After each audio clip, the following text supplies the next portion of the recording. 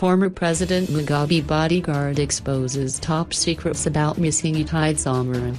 News 24, a South African news website has reported that one of President Robert Mugabe's former bodyguards has claimed that the 91-year-old leader was worse than colonial ruler Ian Smith. He is now worse than the Smith regime and he is against his people, South African-born Shona Zulu said in Harare. He was speaking at an event commemorating the United Nations (UN) International Day of the Victims of Enforced Disappearances. Zulu is a former army chief and worked as Mugabe's personal bodyguard for several years after independence before retiring. He blamed the government for the disappearance of human rights activist Itaid Zamora. "We know very well the state is behind Zamora disappearance. This is an evil regime.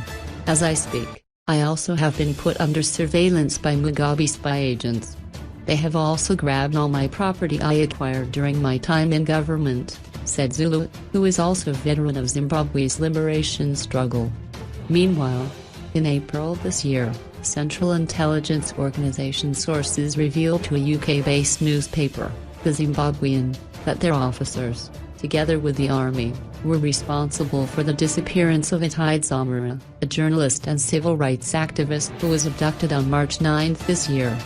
Zamora, sources say, was initially snatched by CIO officers from Glenview where he was having a haircut and taken to Goromanzi, the site of a CIO base where scores of opposition supporters and individuals deemed to be a threat by the ZANU-PF government have been detained, tortured and sometimes killed.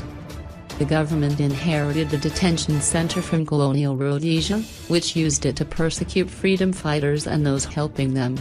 Initially, he was taken because they wanted to interrogate him about a demonstration he was planning for Africa Unity Square, said the source. A month later, in May this year, another UK-based news website, The Telescope, reported that a defected security operative, who left the country that same month, and is now in Namibia, said Zamora's life has been spared following the attention, pressure and international condemnation. President Robert Mugabe's government has faced over his abduction. The paper reported that it had gathered that Zamora's health is not in good shape, and that he had not received medical attention at all when the paper first published its report.